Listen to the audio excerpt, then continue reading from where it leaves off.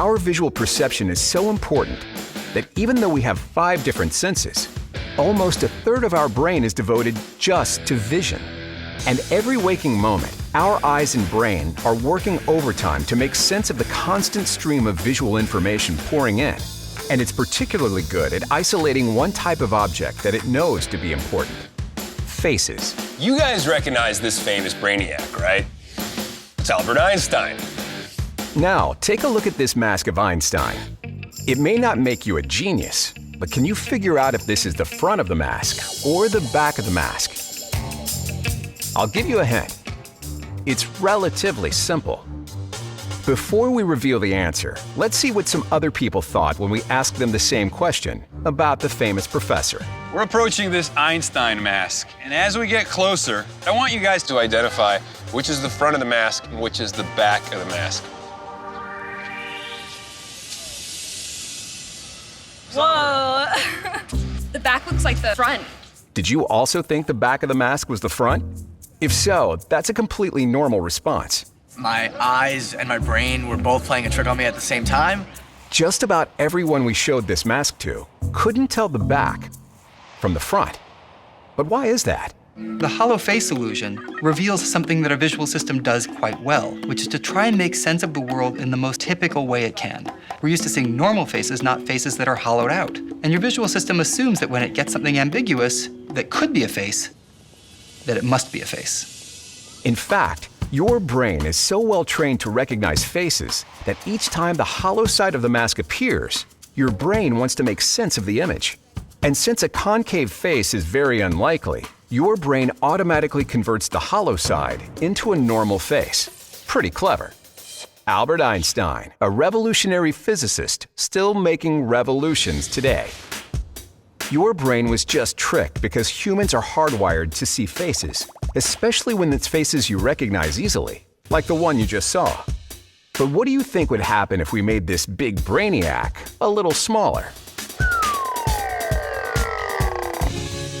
Wow, sort of looks like another famous face now, doesn't it? We haven't changed anything about this image.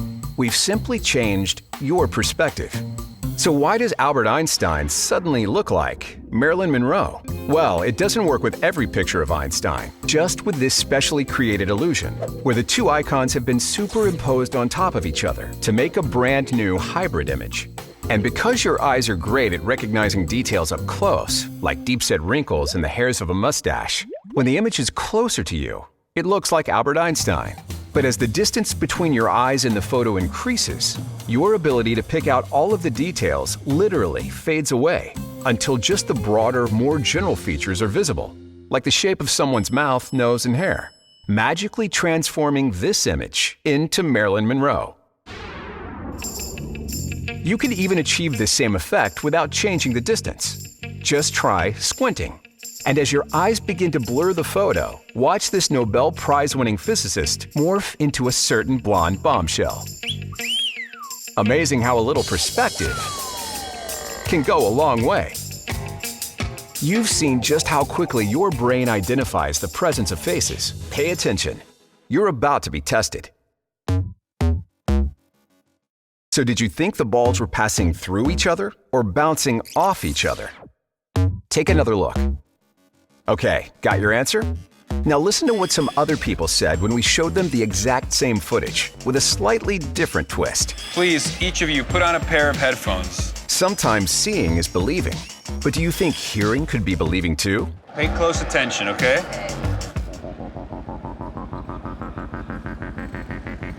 Tell me what you saw. Balls crossing. What did you see? They hit each other and then bounce out. Weird, right? I didn't see the bounce, I saw the cross. Why are they seeing different things? Let's see what some other people thought. I saw the balls come into the middle and cross paths. Looks like they just bounced directly off of each other. They just went straight through each other. I swear I saw them bounce. So, how can all of these people be looking at the exact same thing, yet have completely different opinions about what they're seeing? I think you did wrong. What's going on here? Clearly, I'm more intelligent. They are. No, they're not. Yes, they are. These people can't seem to agree on what they're seeing. You need to get your eyes checked. Some say the balls are passing through each other, while others insist the balls are bouncing off each other. What do you think's happening here? So at the moment, each of you has a position. You each saw something specific. So let's see if we can flip that on you guys. Let's switch headphones. Same animation. And we're off. What'd you see?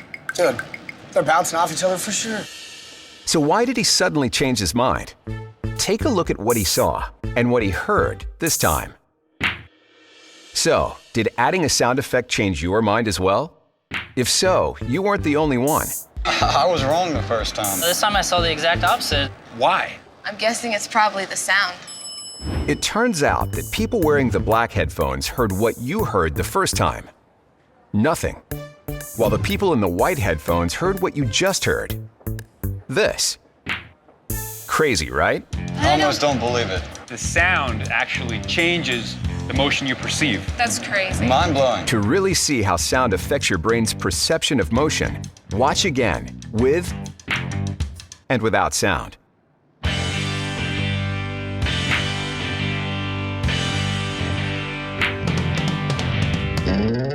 Amazing, isn't it? It's awesome.